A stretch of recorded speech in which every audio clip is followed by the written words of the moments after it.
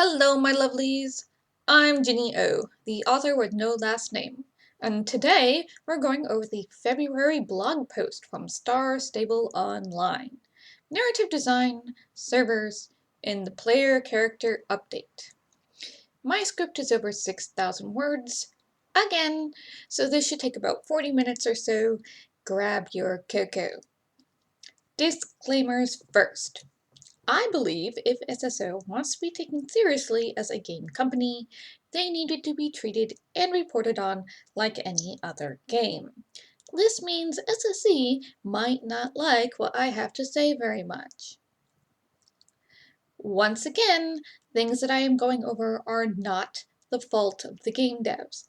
Please, do not harass the game devs. They had no part of the decisions made 5 years ago by the CEO. They just have to deal with the results. Things I discuss are not the fault of the ambassadors. Please do not harass the ambassadors. In fact, I hope, once again, when I'm done with today's blog post, you will be willing to extend a little sympathy towards the game devs and the mountain of challenges they are facing due to not doing some of this stuff years ago. This month's post is by Mark Bullock, the creative director, Ismael Serrano, a lead tech, and once again, Marie Cecil Jacques, who is a producer. Of what? We aren't sure. My current dev list of credits now has 11 people. Woot! Mark starts off with starting to talk about narrative design. Mark is the creative director for Star Stable, like Jake is the creative director for Project Curie. Okay, so we now have all three of the top 3 names of who is in charge of Star Stable Online's direction. Stacy, as the game director, is involved with the big picture of everything. She's got to decide in general the goal of the game, where the game is going, and the time frame it's going to be completed in. She reports to Jane, who reports to Johan and the investors at Nordisk. Working with Stacy is Mark and Oscar. So Mark, as the creative director, Mark is in charge of the story and the game mechanics. Basically, he's in charge of the technical side of Star Stable, while Oscar, as the art director, is in charge of the visual side of Star Stable. Oscar and his team create the characters and the world assets and the lighting and the animations, and Mark and his side take all those assets, put them together to make a setting, and create the story, and work it into an interactive experience with game mechanics. Ismael and his team make sure all the hardware and database and behind the scenes data back and forth is running smoothly and is up to the task of what Mark and Oscar are asking of it. Mark opens up with his life story. He wants you to know that he is just like you, as he used to ride horses as a kid in Montana, and he played all these games like D&D before going into art and game design, and he's worked at all these places, so don't worry. He knows what he's doing. He's an authority. Let's dig into that. If he's going to put it out there, I have no hesitation about looking deeper. His credits include working for Bethesda on Elder Scrolls III Morrowind, doing world art and building. He left Bethesda in 2002. Yes, 20 years ago now. And in 2003, joined Surreal Software, where he worked on The Suffering and its sequel as an artist and lead artist, and the unreleased This is Vegas. He next joined Monolith in 2009 as a staff designer who worked on Lord of the Rings, War in the North, and Shadow of Mordor.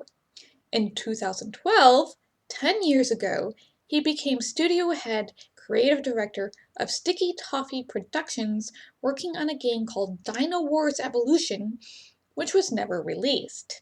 In 2015, he had been working as a consultant and doing freelance design up to at least 2017, and then worked on Generation Zero for Avalanche in 2019 as part of World Design. Thank you, Reddit, and thank you, MobyGames.com. So this being a creative director for Star Stable Online is a big deal for him. He can't go much higher in the game studio hierarchy. I mean, unless he wants Stacy or Johan's job. If you get hired into Star Stable Online, this level is where you want to be at. That is why he is there. He is in charge, and he's probably getting paid a decent amount of money to be in charge over what he was being paid at Bethesda 20 years ago.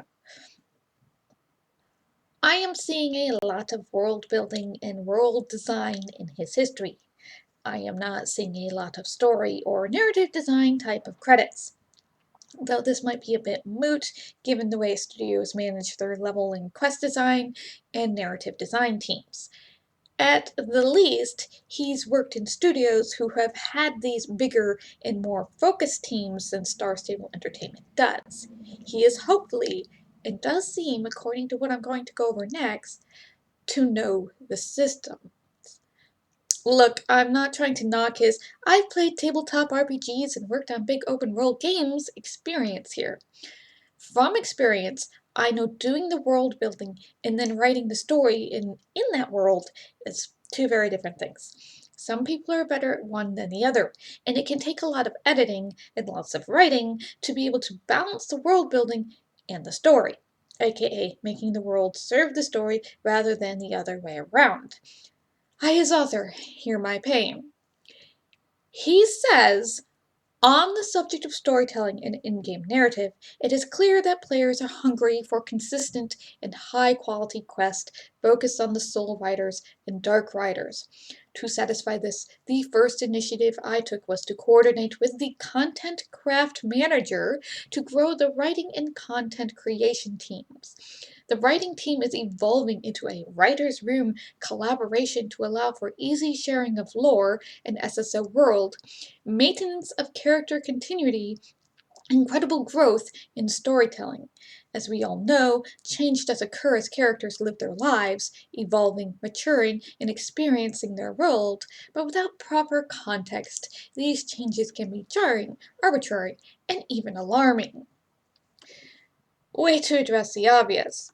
We want main story, and we're concerned about the way the characters are changing without story explanations. I guess this is him going, "I've heard you."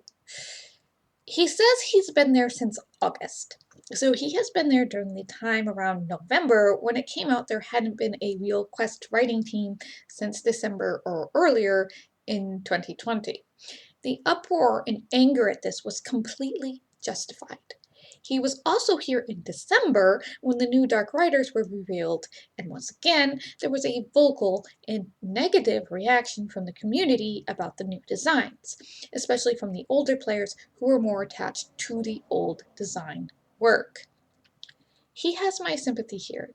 He is coming in after I'm going to say a lot of this stuff has been decided, especially on the art direction end, and now, as the guy in charge of the creative side, the story and game side, he has to figure out a way to, well, not waste the hard work of the other team, and since he already announced these are the new Dark Riders, and he's been put into this box, he has to figure out a way to make this work.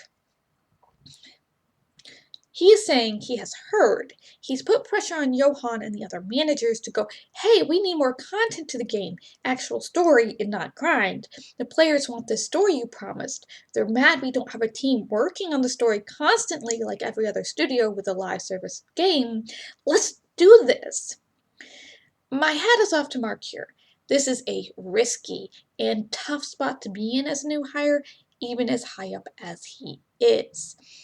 I also want to say this right here proves the pressure we are putting on Star Stable Entertainment is working. I do not know, only time will tell if it is working fast enough, but it is working. So there is now a writing team. Yay! Or so we hope. The writing team is changing into a writer's room. This is good.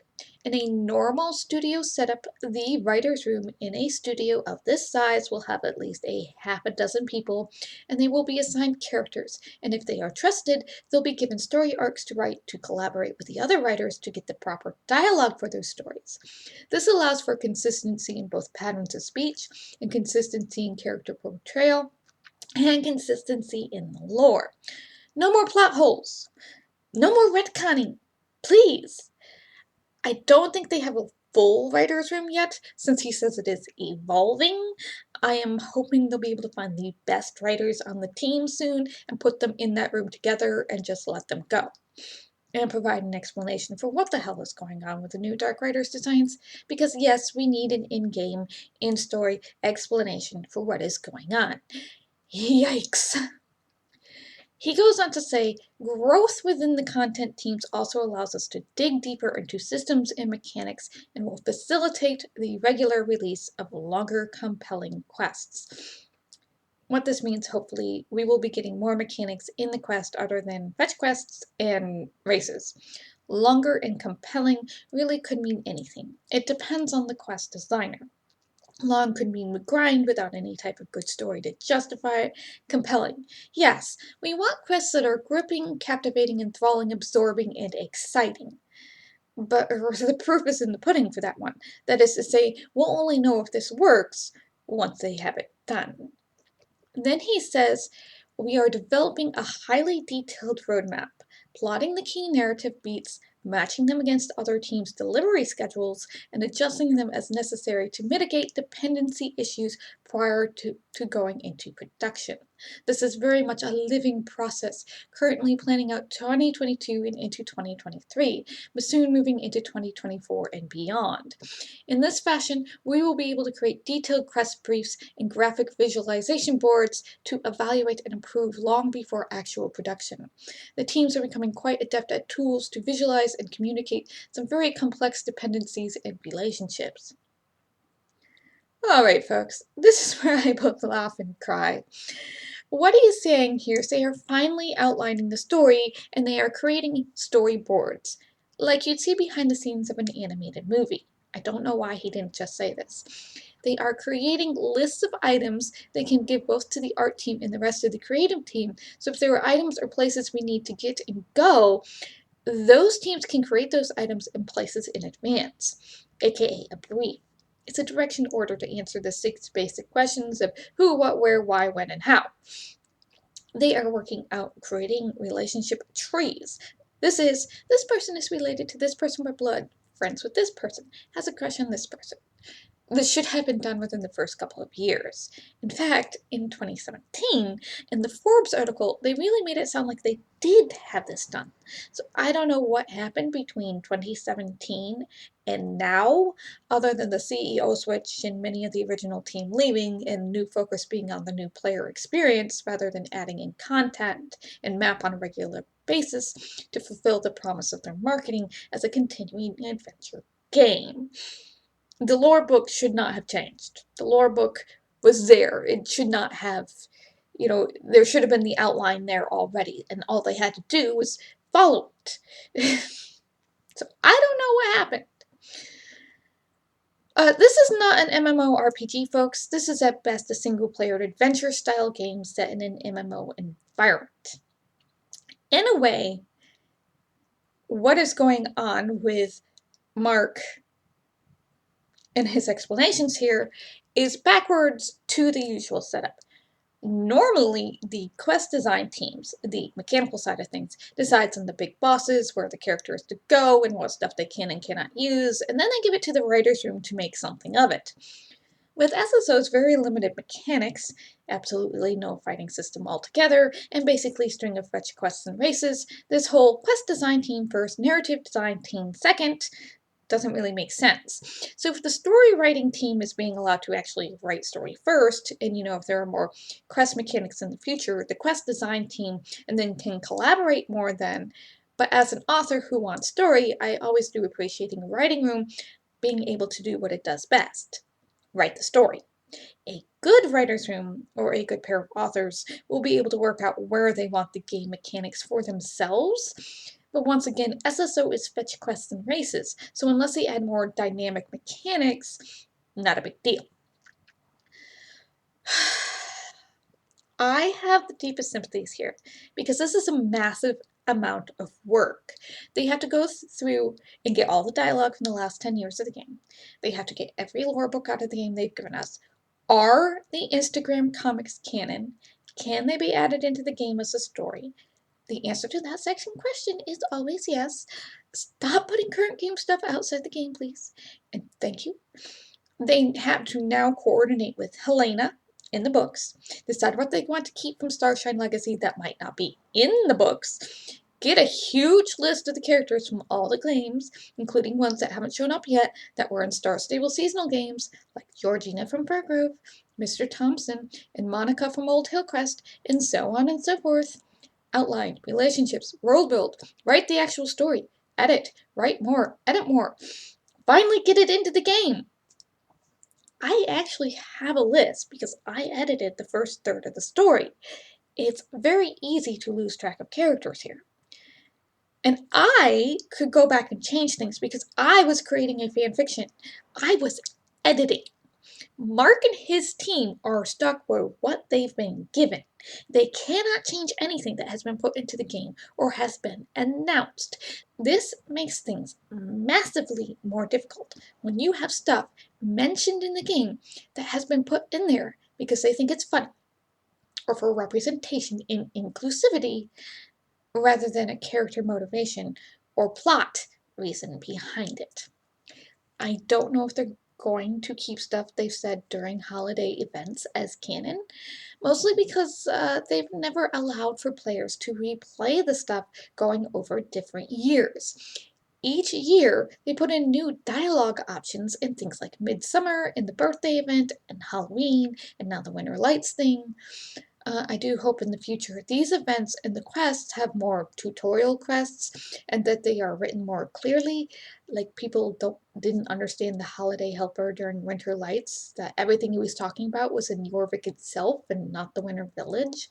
I found it rather confusing, and I'd played the year before. The Archaeology Borealis was a bit confusing too. It took me a bit to realize, oh, I was going to go to the Winter Village.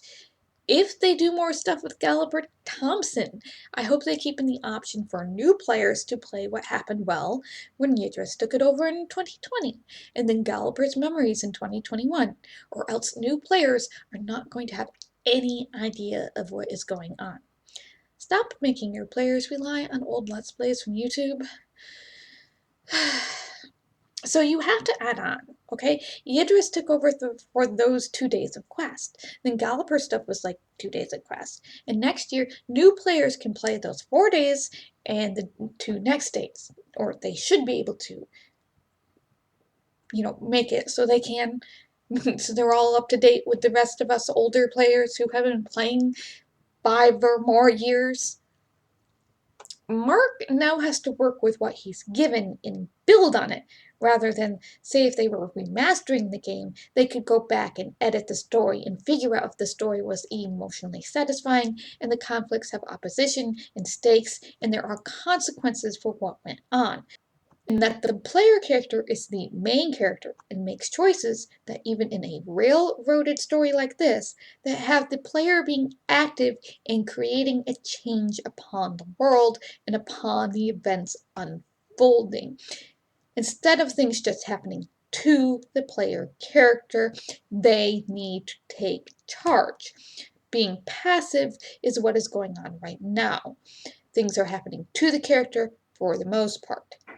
Please, give us skills in magic. It is past time. We stop being sidekicks of the soul riders and work on becoming not only part of the group, but the leader of the group. He does acknowledge some of this. Our new approach provides a variety of strengths and advantages. Teams can move forward with confidence from one quest to the next by having a clear understanding of goals, purposes, dependencies, and relationships of the quest events, characters, and story arcs. However, if a change is required, sudden inspiration strikes, something working more or less effectively than anticipated, etc., writers and designers can more effectively and accurately make adjustments while tracking the ripple effect forward and backward in the overall storylines while maintaining continuity and consistency. Because SSO is over 10 years old, with deep lore and lengthy player history of experience, continuity and consistency is both extremely important and challenging. Even within the short time frame, I'm excited to see positive results as the teams, a mixture of SSO veterans and new hires, come together and rise to the challenge of creating fun and compelling content we all desire. I wish he'd stop saying compelling. It doesn't mean what he thinks it means, or it's not conveying what they want it to mean very well.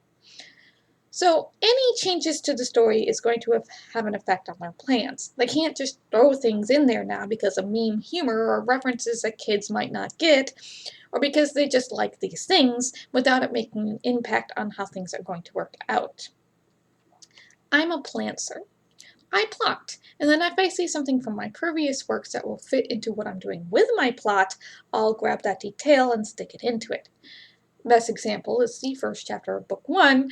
In The Lone Prospect, Savvy goes off on a character about a certain item, and in the climax of book 3, Serpent Smile, she needs that certain item, and I'm going to pretend, as always, I planned it that way.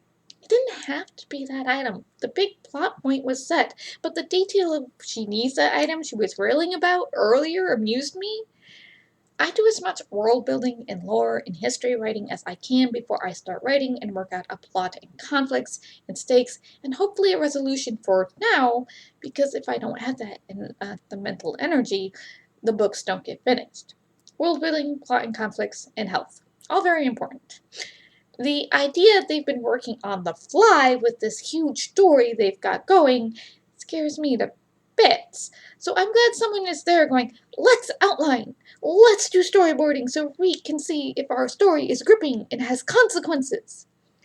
He ends on this high note of hype here. I am excited to say that the latest quest, On the Trail of Anne, represents the opening stage of greater consistency and delivery of quests, and it's just part of many other initiatives occurring across the studio. I don't want to provide any spoilers, but I can say it is just the beginning of revitalizing the players in the Soul Rider story. Characters renew their purpose, old foes make appearances with new threats and challenges on the horizon. With each subsequent quest, the teams will only grow stronger in delivering the content we all desire, both as players and developers.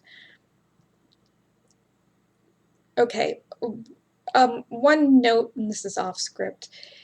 The vocabulary that he is using is more later teens level than children's level. The editors or whoever is writing this needs to go apply the Fred Rogers solution of Mr. Rogers' Neighborhood to this and start trying to break this down and get rid of things like greater consistency, explain what delivery quests actually means, revitalizing the players in the Soul Rider story. That's nonsense to most people. Renewing their purpose. With each new quest, the teams will only grow stronger in delivering the content. Yeah, break that down. Make it simpler. I know it's if you have a higher vocabulary level, I know it all seems pretty easy to understand, but for younger. For your 8 to 14-year-old audience, this is too high level of vocabulary.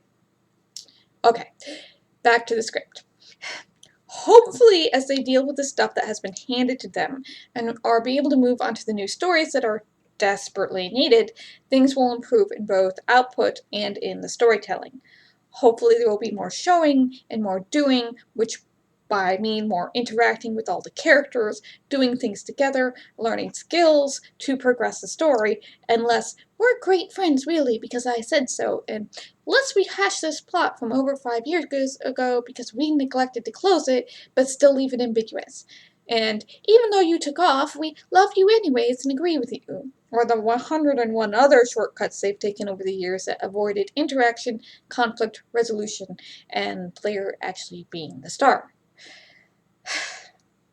So there might be another blog post about how they make quests in detail.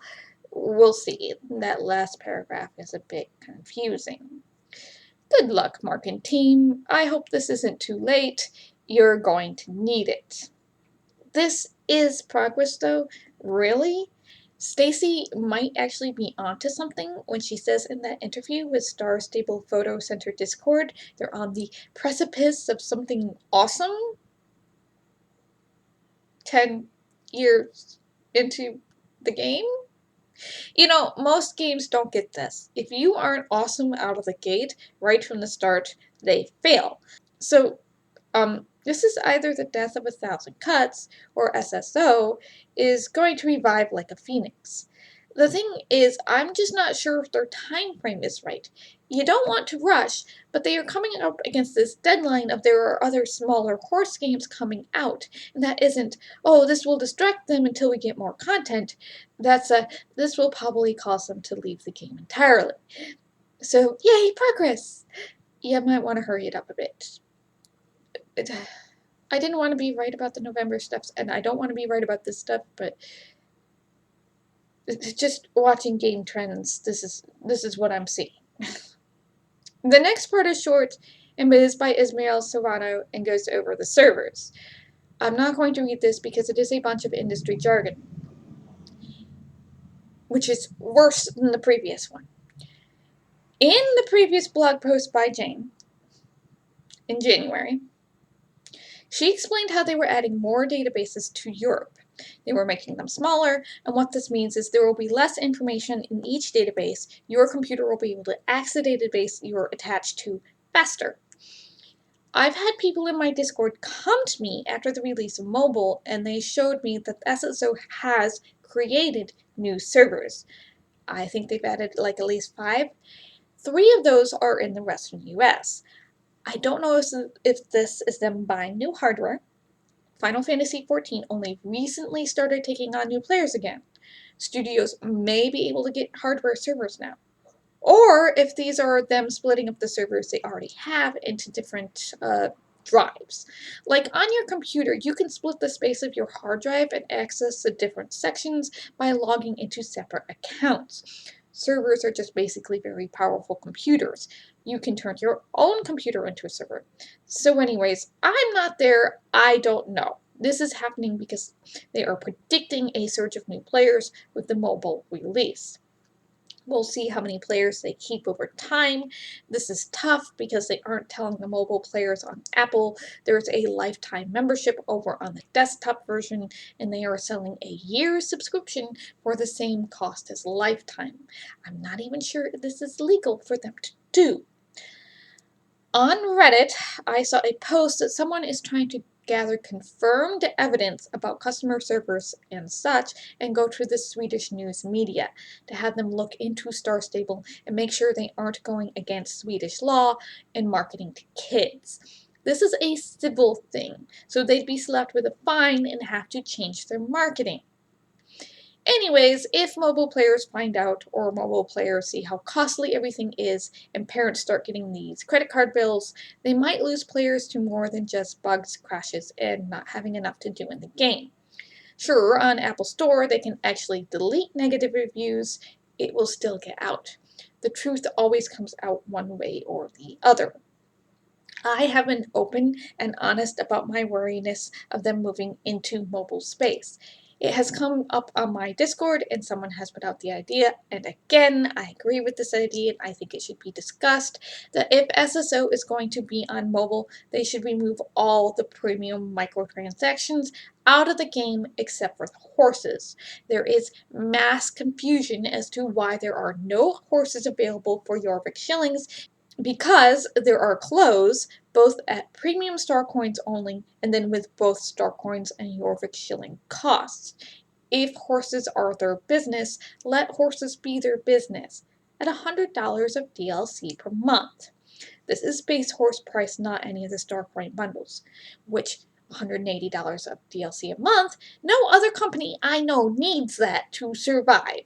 And if any other game studio did $180 of DLC in a month, every month, the fans would rise up and protest en masse about it, which the negative publicity would result in a change from the company. If they are on mobile, Then let the horses be the only premium currency items in the game and remove the premium currency options from everything else. It would remove a great deal of possible problems before they became problems. This though is SSE, and I don't know if they really see the need. So let me try here to interpret what Ismael is saying. He used a lot of words like architecture and module, which I'm sure sounded like complete nonsense to some of you. Alright, in the last blog video, I explained how games run on coding in databases and what they're doing to work on it.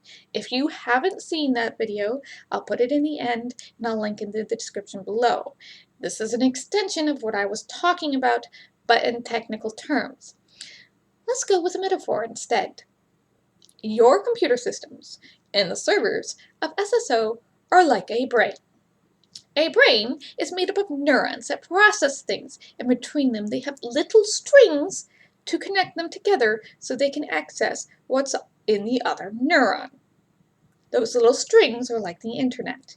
Your brain sends little packets of electrons between the neurons on these strings to activate and deactivate what your body is doing. These little packets are the code. This takes energy, and the more stuff going on at once, the slower it becomes, the more stress is put upon your brain and your body. This might result in you getting a headache, or getting tired, or feeling like your brain is, quote, overheating, unquote. If it gets bad enough and you don't have enough energy, you have to eat something and take a nap. AKA, your brain has to refuel and shut off. And if it gets really bad, you faint or go into a coma. AKA, you crash. So, if you get a disease like Alzheimer's, what happens is these little strings between your neurons tangle, knot, or go missing altogether, isolating off that neuron and making you forget things, or as close to deleting things as a brain can get. And then the code can't find them, or the code is no longer relevant and is trying to access something that's just not there. This is what happens if there's a glitch in the system. The thing the neuron is trying to access isn't there, like a texture file or gradient file, or something's gotten tangled because there's a redundancy. So the brain has to learn to work around the fact there is a pathway tangled, knotted, or missing in order to continue the necessary functions and maybe work out new ways to access that memory. And hope there aren't little hard bumps called amyloids also gumming up the works and blocking off the neurons. The brain is a lot more adaptable than a computer, as computers tend to do only what we tell them to do. Every neuron is either your computer with its database of information and the software, aka the code, to run the code, or the servers at SSE and their databases and the software code to run the code. The more information there is in one neuron, the more the code has to go through it for it to find the relevant information to send back to your neuron computer and tell what you can and cannot do, which slows things down. The more people who are trying to access this neuron computer at once, the slower it's going to be, and the more tired the server is going to get. It's going to take more power to run and might need to slow down or shut down, aka take a nap. And if it overheats, or if there's too many people accessing it, or the code isn't working properly to access the database, it will faint or go into a coma, aka crash, and they'll have to take it offline until it is fixed. So, unlike with brains, servers and computers can actually break up their databases into smaller chunks, into smaller neurons, so to speak, and you can link those databases together in the coding. So when your computer starts to access the SSE servers to do things, instead of going to one database with all the information, it might be routed to a smaller database with the specific information your computer needs to do a certain task, which will make your ability to do that task faster and smoother no matter how many people are trying to access that smaller database at a time, because they are putting in more main databases, so there are essentially more brains to go around. It's kind of like a web of neurons, and depending on what you're doing is what path the code electron is going to take to get to the right neuron. And now more paths can be added easier, which means we get more gameplay types, which means less stress on the server overall, and less chance of you slowing down and the entire system needing a nap or fainting. They are literally building essentially a mechanical brain of databases. Isn't technology fun? They are creating a structure of databases, thus architecture, in small chunks that can be exchanged in and out like plug-and-play devices depending on the code used to access them, thus modular, where they can add new mods, I'm sure most of you know that term, to the game much more easily without harming the game databases already in place. There will be less chances of the database containing duplicate codes or something being accidentally deleted or moved that's important to the main game, and with smaller databases and chunks of code to go through, it will be easier to find the redundant or missing codes. And they are also building a system to do automatic stress tests of their servers, so they'll know exactly how many people can play on them before they overload. That means they'll be able to close the servers when necessary and open them up when necessary easier, and know when and if they need new servers. This means things are hopefully going to run faster and run more smoothly in the future, which is good for us and gets them up to a better, higher, more modern standard of gaming. Because I'm assuming at this point, since servers aren't my thing, this is either standard or normal or something everyone else is already doing. Okay. Lastly, Marie Cecil gives us an update on the character update, and after a month, there's no update. We're still stuck back at December, it seems. This is why I'm not, hyping things. She brings up 3 things: the hand-painted textures, the animations having to be adapted for body shapes, and lastly, the quantity and time period of when the clothes were made. Okay, so most textures, unless you're using photographs, are hand-painted. The issue here is SSO's lack of dynamic lighting. SSO is literally painting in the shadows and highlights rather than sculpting in things like clothing folds and, 3-dimensional bows and stuff onto the clothes. Everything on those clothes is flat and wrapped around the body with the creases and folds and bows and buttons painted on. While they've added a few new clothing shapes to the game overall, most of the clothes are still the same, let's call them pattern blocks from when the game opened. But because they are hand painting the seams and creases and stuff onto the texture, there's no extra texture around the edge to expand the texture to each side around the body, which would look weird with the painted on seams. And they probably weren't programmed from the middle of the body, so you can't start at the middle and stretch each side to make the edges fit without it warping and looking really bad. See the patterns on the saddles and the blankets on the shires when those first came out. Them hand-painting the highlights and shadows of their character models directly onto the skin instead of using a dynamic lighting system is why everything looks flat and like clay or plastic. Like FF10-2 back in 2003 had hand-painted bodies with highlights and shadows. So yeah, take from that what you will. And yes, it makes it a little more difficult to get right given the weird lighting system they do use. It's pretty flat lighting for the most part, with some color thrown into it depending on the color of the also hand-painted skybox. They had a blue filter to mistfall. About the animations. They don't have a great deal of animation to the character or their hair at all right now. Right now, what they have is a clay hair system where the hair is one big block, basically. They don't have any clothing physics programmed into the clothing to make it move. It just stretches oddly to stay on the body, and at times the body clips through the clothes when you move. Same with the hair, it clips into the body. They had more animations to the hair once upon a time, but probably for gameplay optimization reasons took it out. So, if they are trying to adapt what they've got to the new body types and create a new animation system from scratch so our character will be more lively and, blink and have hair that actually moves, it is a lot of work. It might not work. There might be more failures than successes where you have to start over. Dynamic, adaptable style animations where a code or an AI adjusts things automatically for different weight and different jump heights and lengths is stuff that is really new in the industry overall. To get it to work with their engine is going to be very interesting. It doesn't sound like a challenge I'd want to take on with an 18-year-old engine, but okay, SSO, you do you.